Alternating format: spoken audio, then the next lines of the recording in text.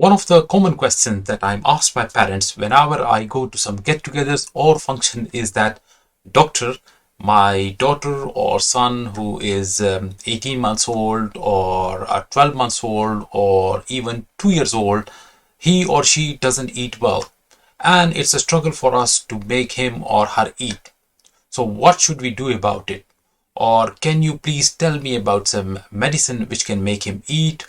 Or where would we get help for such a problem? Now, this is a common problem, and the answer to this common question is right here. So stay tuned. A very warm welcome to this talk. I'm going to talk about the eating problems in a toddler. And as I told you earlier, that occasionally I come across parents who ask me for advice that their child is not eating or is refusing to eat, or the child gives them a hard time making him eat. So what should we do in such a scenario? And this is a cause of parental anxiety for so many parents that I thought that let me make a lecture on this one. So a very common scenario is that my son or daughter who is 1.5 years of age, 18 months of age, or could be even like 1 year of age, or sometime even 2 years of age, they are usually toddlers, he or she is refusing to eat. So what should we do? Now, this is a common problem, and it's very important to understand the basics, the nitty-gritties of this particular problem so that it can be addressed in a proper way. Now, as I told you, that this is a very common problem among toddlers and even in preschoolers. So every second or third family would complain that one of their child had a hard time eating, or they complain that they're currently, if they've got a toddler, he's giving them a hard time to eat a particular food or most of the foods, and that is a cause of great parental anxiety. It also leads to sometimes unnecessary use of medications. Some of because the parents are in desperate, in a desperate need of an answer, so they go here and there and they put pressure on the healthcare providers to write them some form of medications like multivitamins or certain forms of antihistamines, so that it helps their child to eat. But we have seen that most of the medications, they have got no use as far as non-organic refusal to feed is concerned. Now, it's very important that one should understand the problem, that what is the problem. Now, there are a few things to remember. The first thing is that as a child gets older, I mean, obviously,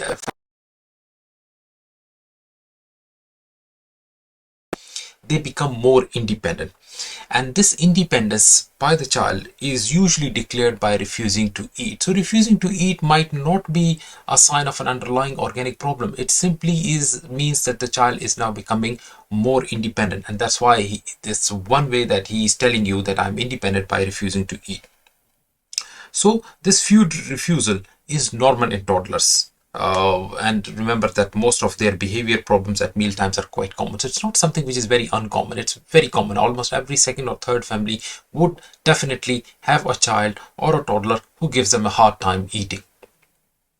Now, it can sometimes get very difficult for the families to get the balance right, because usually there is a sort of seesaw between how much toddler can be allowed freedom and how much parental control is exerted, because parents want him to eat a particular type of food, the child doesn't want to eat it, so it always leads to a sort of a tussle between the child. So that is a sort of a tussle between parental control and child's independence, and it becomes a sort of a great frustration for the parent.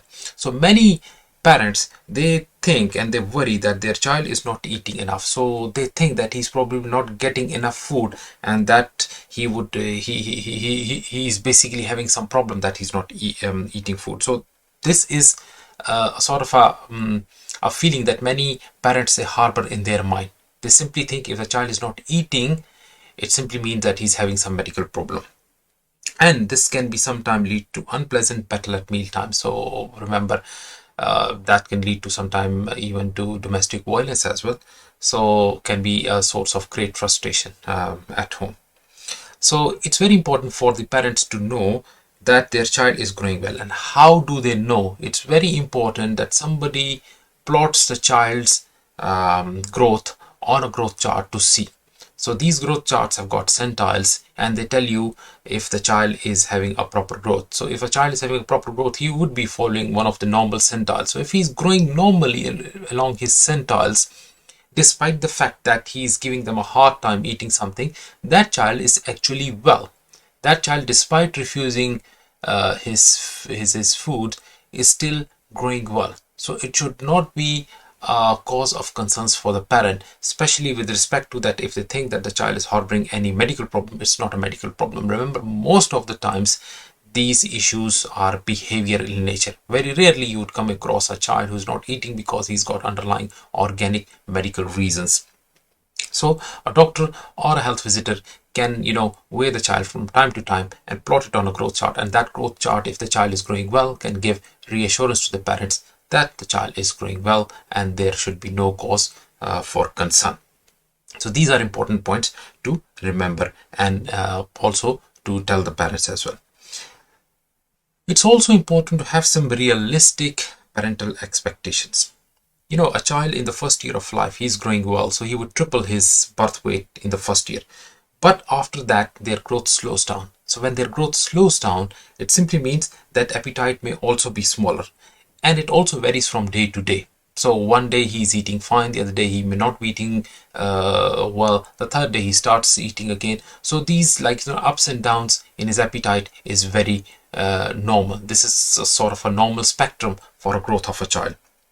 So a toddler would probably need 3 small meals. So he usually needs 3 small meals with 2 to 3 snacks in between each day. So if he's having 2 to 3 meals, small meals, he doesn't need to finish or empty his plates. If he's eating a little bit of food in every meal and he gets 1 or 2 snacks in between, that is in most of the cases enough for him. And it's also very common for these young children not to eat well at least 1 or more meals per day. So it's not a consistent pattern that a child is supposed to eat each and everything which is offered on his plate at all the meal times. Sometimes he might finish 1 meal, he may not finish the other one. So this is very common, that this appetite varies from day to day, varies from meal to meal. So there are no hard and fast rules here that he needs to finish his plate. It can vary, and this has to be taken into consideration. And a toddler, if they miss a meal, they're not going to starve. Many parents are very much worried, oh, he didn't take his lunch today, he didn't take his dinner today, which is like we are worried that he might starve. No child starves if they just skip 1 or 2 meals. This is important to know. Similarly, exploring and playing with food can help the children to accept new foods. Usually the problem arises when the parents are trying to introduce new food. Now remember, if you brought a new food and you want your child to take it there and then, probably it's not going to be the case.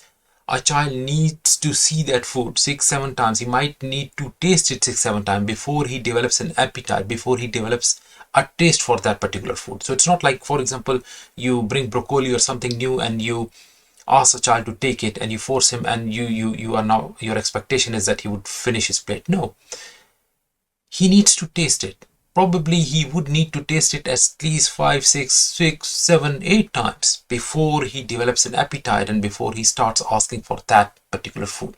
So this is also important point, and this should be taught to the parent, that they should have a realistic expectation, that do not expect a child to eat there and then.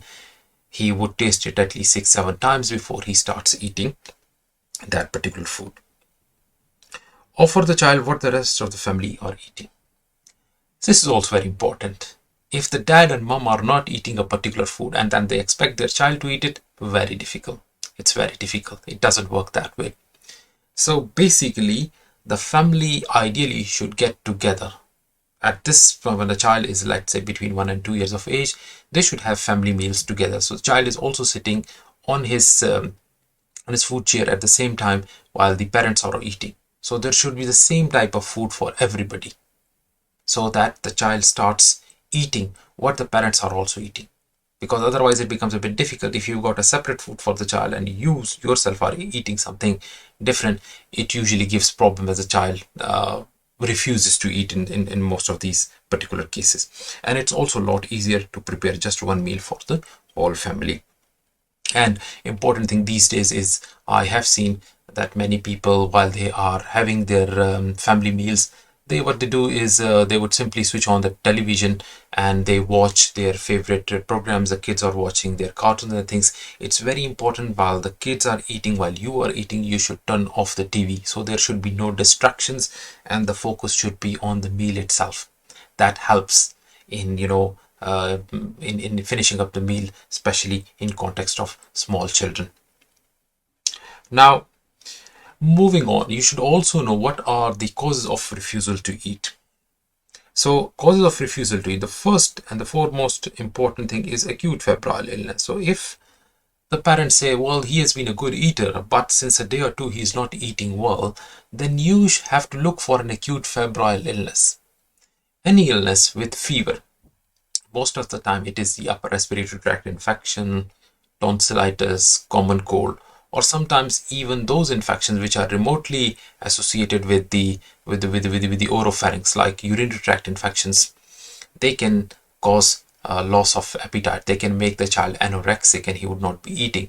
It's simply because when there is a febrile illness, there is an inflammation going on. There are many chemical mediators which inhibit the hunger centers in the brain, so the child doesn't want to eat. So that's quite common. Sometimes they might have like associated things in their mouth, like for example oral thrush, or they might have small ulcers, aphthous ulcers, or herpetic ulcers, or any other lesion in the mouth, which makes it quite painful for them to swallow. So in an acute febrile illness, you should look into the mouth to see if there is any local lesion which might be causing the child to refuse the food, or if even if it isn't any lesion there, if it's a febrile illness, obviously as long as a febrile illness is there, the child may refuse to eat and his appetite would definitely go down. But again, it's nothing to worry.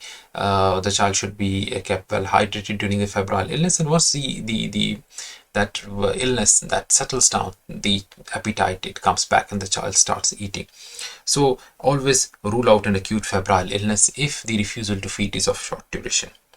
Sometimes chronic health problems can cause anorexia. Chronic health problems like chronic illnesses, congenital heart disease, especially the acyanotic varieties, chronic lung problems, chronic infections like tuberculosis or other inflammatory disorders over a prolonged period of time, because again there are physiological changes, again changes in the way the hormones and the chemical mediators they are released in the body would lead to inhibition of the hunger centers, and that might lead to anorexia or refusal to eat. So if you think the child is having features of a chronic illness, just try to find out which chronic illness is there, and that is actually classified as an organic illness causing refusal to feed or causing anorexia.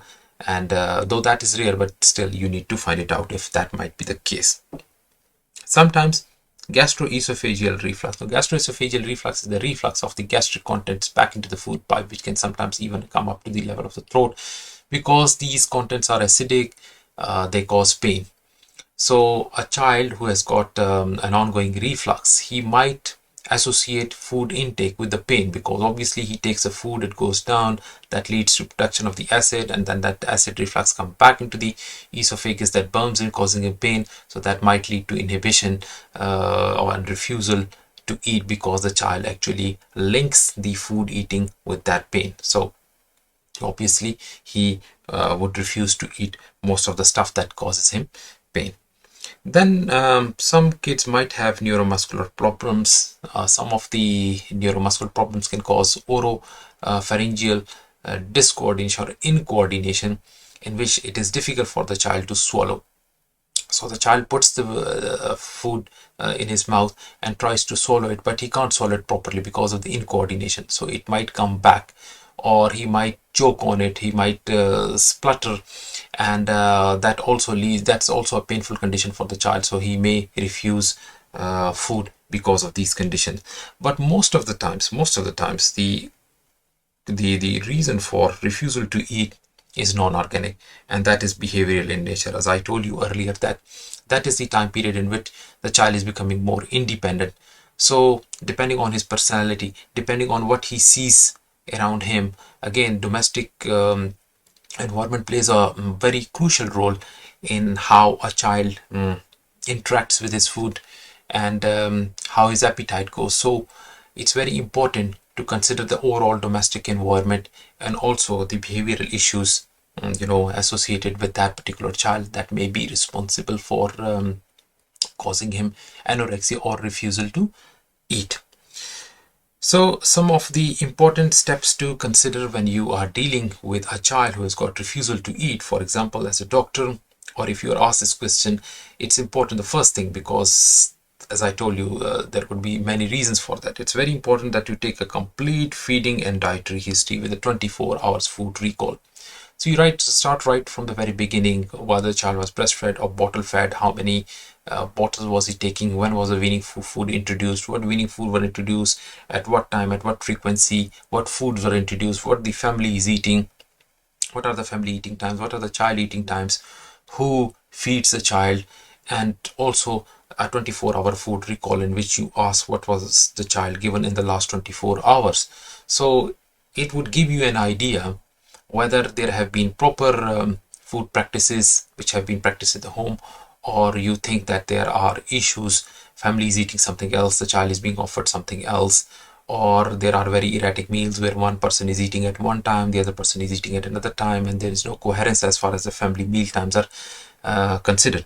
So that would give you a sort of a clue if there is anything wrong in the feeding and dietary history. It's also very important to do an anthropometric assessment.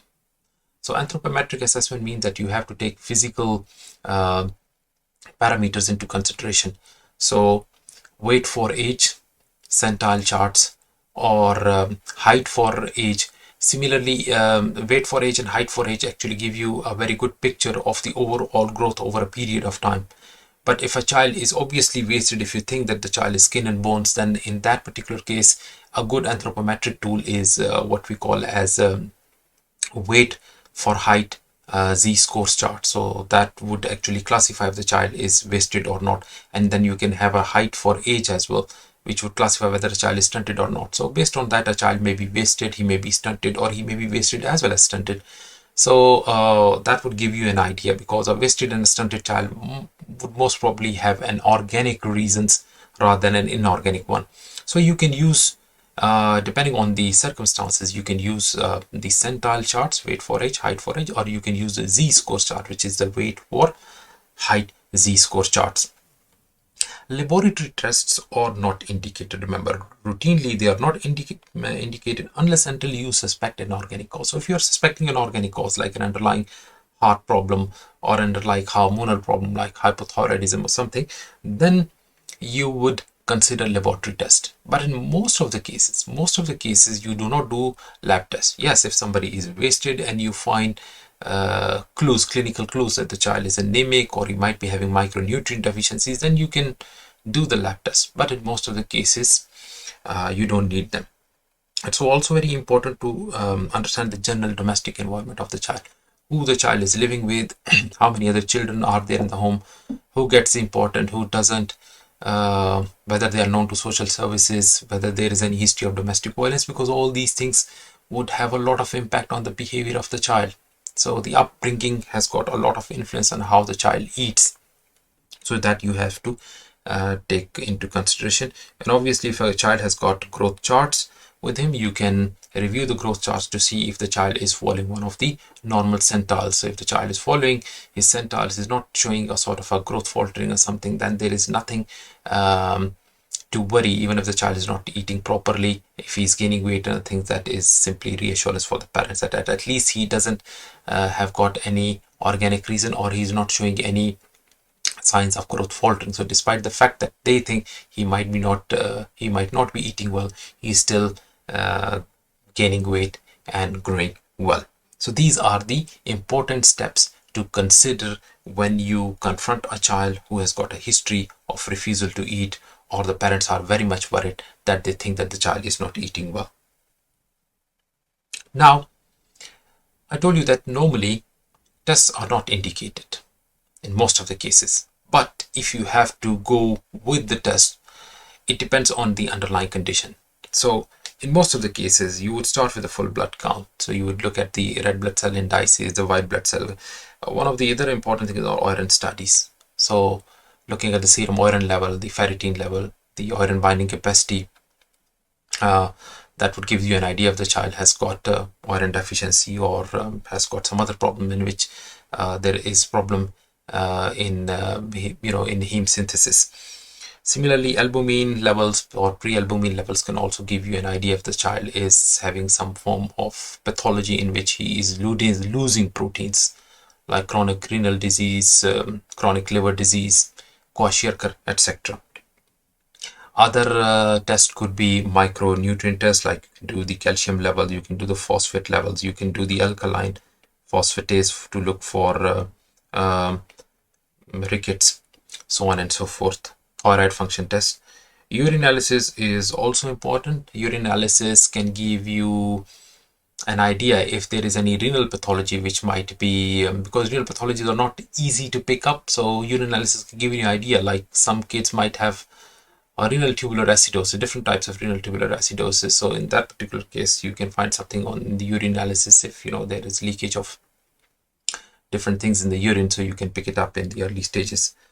Kids who have got neuromuscular problems and you think that there might be a problem with swallowing, oropharyngeal or incoordination, video fluoroscopy is important. Video fluoroscopy would detect any incoordination in the oropharyngeal muscles, and that can be picked up, usually done at the tertiary care centers. And last but not the least, if somebody has got gastroesophageal reflux, so in specialized centers, 24-hour esophageal pH monitoring can give you an idea if the child is having reflux. So these are some of the tests which are only done where there is a clinical indication. That doesn't mean that you need to do these tests in all the cases. You would be guided by your clinical acumen and your clinical findings if you need to do any of these tests. Then coming down to the management of non-organic refusal to feed. Obviously, those cases where there is an organic reason, you need to treat the organic reason. So if a child has got a congenital heart defect, that heart defect needs to be addressed. If the child is in heart failure, you need to address the heart failure. But as I told you earlier, that statistics have shown that most of these cases have got non-organic refusal to feed. So it's either behavioral in nature or the child simply is becoming independent and is getting cues from his domestic environment. Probably he wants to get attention by not eating, or there could be so many other reasons as well. So management of non-organic refusal to eat is the most challenging thing, because that requires behavioral modification, that requires talking to the parents, and that requires routine setting, and it's usually a sort of a teamwork between the doctors, let's say the pediatrician, the child's general practitioner, GP, health visitor, sometimes community pediatrician, and dietitian as well. Sometimes, not in every case, but sometimes. And obviously the parents themselves have to be the key in all this plan.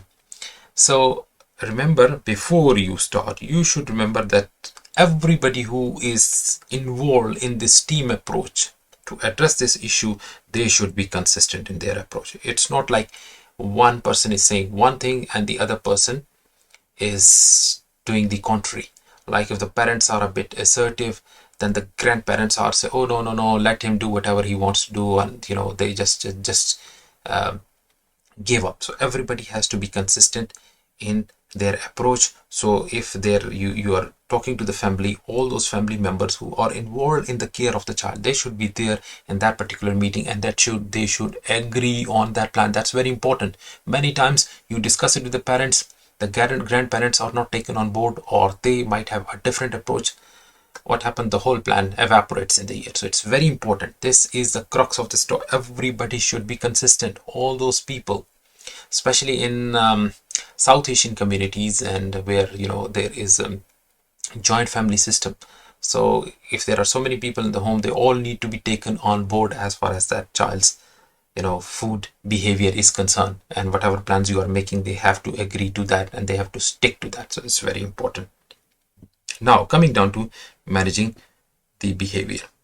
Now, important thing is, because it's all about behavior modification, we say to get the child to behave as you would like them to, you need to praise the behaviors you like and ignore the behavior you don't like.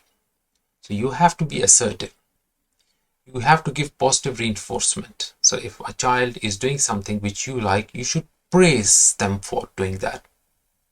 And if they if they are doing something which you don't like, don't criticize them, just simply ignore them, because some kids would simply do it for the sake of getting attention.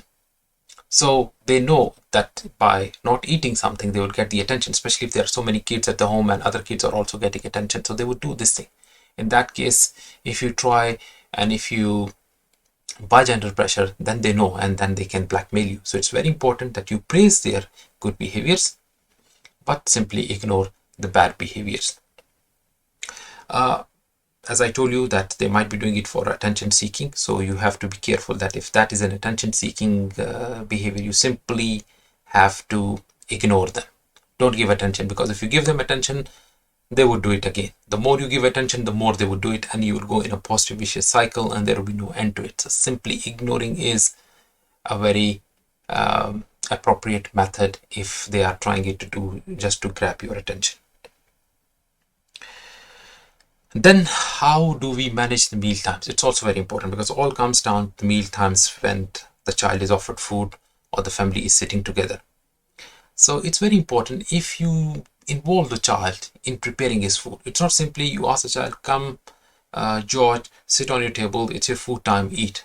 No, before you make him eat, say, today I've got these vegetables for you. So let him look at the vegetable, let him pick up his spoon, his cup, his plate. So he is involved in that food making process. So obviously if they are involved in that, then there are more chances that he would eat it rather than refuse it.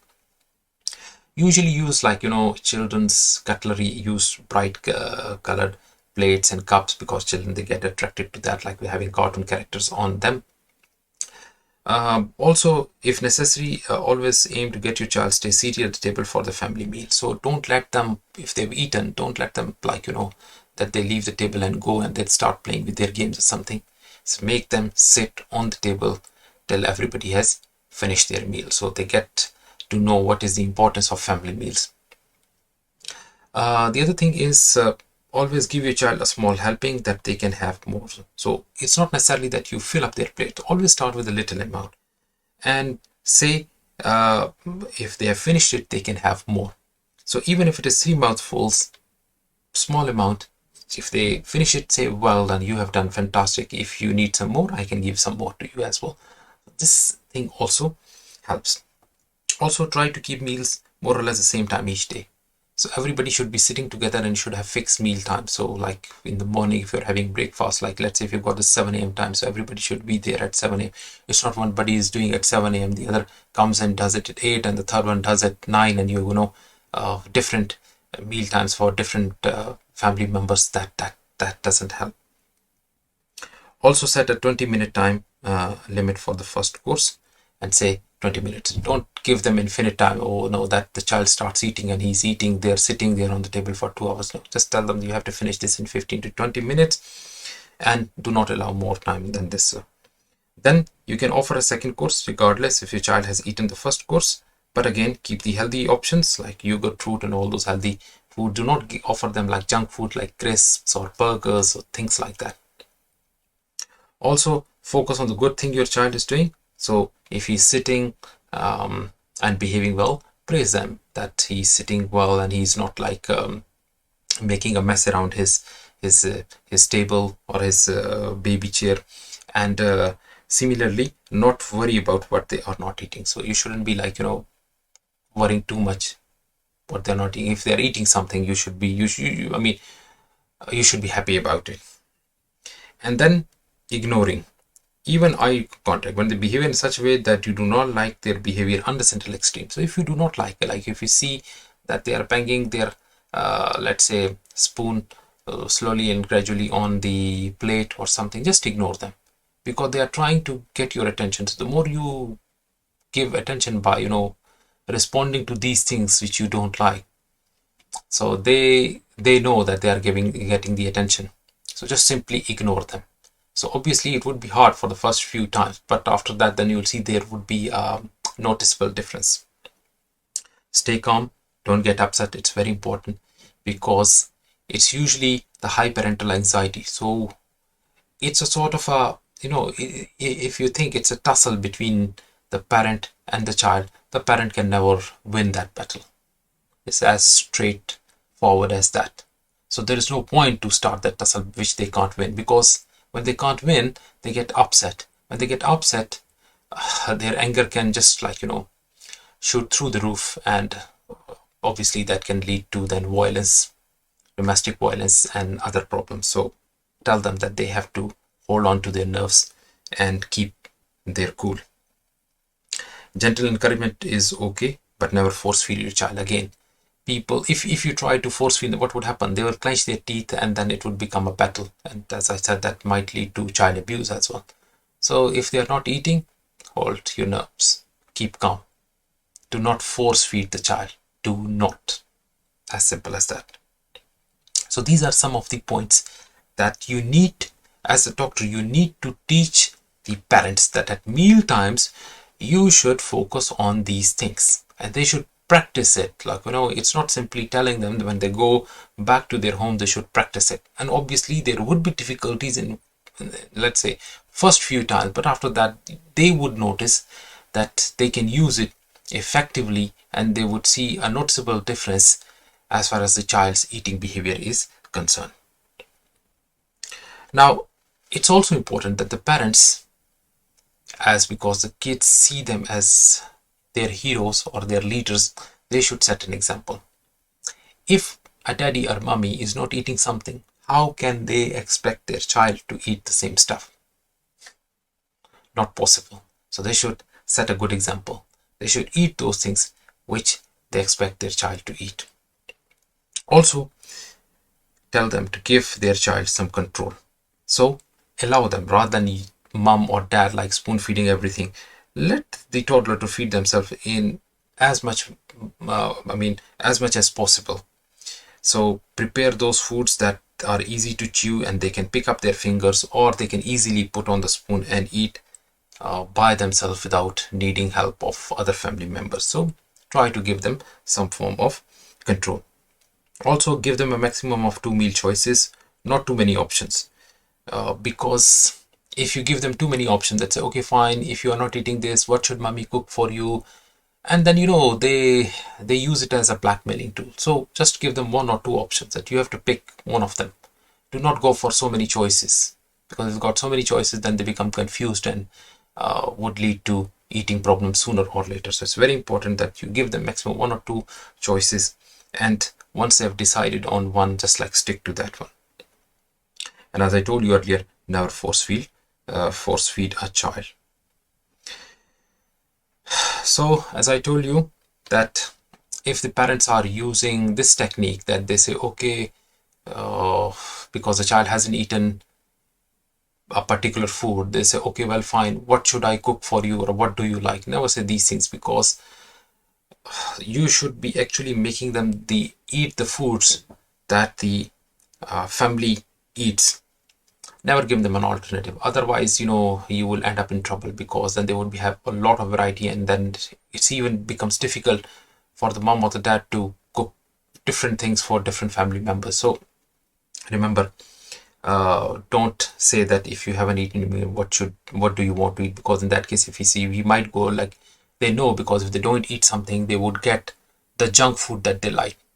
So I have seen in practice that many kids are used to eat crisps, or they eat so much sugary drinks that it simply kills their appetite, or they simply would not eat to get these products in instead of the normal healthy foods. So if them say, okay, well, let me get you a burger from McDonald's or KFC, well, that is what they want. So don't do that. please don't do that, because that's just going to lead to more trouble as far as the eating behaviors of the child is concerned. Also, do not tell them that you will only get your custard or pudding if you eat all the vegetables. Sometimes, the parents, they use the bribery system. They say, okay, well, fine, if you eat your child, you will get a Kit Kat or you will get a Mars chocolate. So what the kids think, like, I mean, the parents are trying to bribe the child, but what the child thinks, he thinks that the foods are so bad that I am getting something good in return, like a chocolate or a bag of crisps or things like that. So always stop. Do not say them that you will get something if you eat all your vegetables, because then it leads to a negative impression about those foods that are being offered to that child. Also, it's also important to keep an eye on how much they are drinking. So milk intake. If a child who is taking too much of milk, obviously then his appetite would not be that much because he's taking milk. So that is taking up space in the stomach and he hasn't got an appetite for semi-solids or other nutritious foods. So a child on maximum, a toddler needs 1 pint, that is around 568 mils of milk per day. He shouldn't be drinking bottles after bottles of milk, because then he would not be eating. And similarly, if they are like drinking sugary drinks, cut down on that, because sugary drinks would simply kill their appetite and they wouldn't have enough appetite to eat other nutritious foods. So if a child is drinking too much milk or drinking too much sugary drinks, cut down on them. If they are eating junk food, cut down on them, because these products, they simply kill the appetite. They are junk, so they've got a lot of sugar content, and because of that it inhibits the hunger center in the brain and the child appetite goes away. So it's very important to cut down on these things. So these are some of the do's and don'ts of food food modification behavior at home. Similarly, one thing is also important. Many problems arise when the parents are trying to introduce new foods. So how to introduce new food? It's also very important to give the parents the appropriate advice. So tell them that they shouldn't give up, they should always try, because toddlers, they don't have like a sort of a constant a span of attention on something. They constantly change their mind. So if they are not eating something right now, they might be eating after 2 or 3 hours. So they should keep on trying. Sometimes it might take several tries before a child starts eating something. The other thing is, always introduce one food at a time. If you give 2-3 foods or introduce 2-3 foods at one time, the child gets confused. The taste gets mixed up, and then obviously he would refuse all of them. Another important thing is, if the child is ill, if he is having any febrile illness, do not introduce any new food while the child is not well. Always introduce new food when the child is is not having any febrile or concurrent illness. And always starts with very small amounts, because the child takes a few tries before, he has to taste it for a number of times before he develops appetite for them. So give them smaller amount, because that would reduce wastage as well, and there would be more chances of of accepting that new food instead of refusing it. Similarly, having meals together, all the children, while you are introducing new foods, is also important, because if the child is seeing the other child eating, usually they go for it. And remember, children have got likes and dislikes, and if they really dislike something because of the taste or because of any other reason, do not force them to eat that. Do not force. Remember, the key is here is not to force them to eat something which they don't like. So these are some of the tips and tricks that you need to learn, and you need to teach the parents in order to address the issue of non-organic refusal to eat. As I told you earlier, that this is a very common problem. Almost every second or third family would have a child who has got this issue. So again, to summarize it, the important thing is to rule out any acute febrile illness. If there is acute febrile illness, obviously you don't need to worry. Once the febrile illness is over, he would get his appetite back. Obviously, look for any stigmata of chronic health illnesses, which are usually rare, but obviously if there is a sort of clues, then you need to work up for those chronic health illnesses, find them out and treat them accordingly. But in most of the cases, if it is non-organic refusal to eat, the most important thing is to have a family meal management plan. So you need to take all people who are involved with care of this child on board, especially in the home, parents or grandparents, whosoever, carers. Make them agree on a plan. As I told you earlier, you should keep these simple principles that I taught you earlier in this lecture in your mind, and important thing is to make the parents understand. And then there should be repetitive meetings with the parents every now and then, so you can check how your plan is working, and if there are any shortcomings, you can manage them accordingly. So this was a video lecture on how to deal with refusal to eat, which is a very common problem of the toddlers. I hope you have understood some of the basic things while addressing this common problem. If you still have any questions, queries, you can put it down in the comment section below, and I will try my level best to answer them as soon as possible. Before ending this lecture, again, I have, like, going through the statistics, I've seen that most of the viewers of my videos are not my subscribers. So I don't know if I'm doing anything wrong or what is the reason. So please do subscribe to my channel. And if you like my videos, give me a thumbs up and share my videos with your friends so that the knowledge is spread. So have a good day. Bye bye.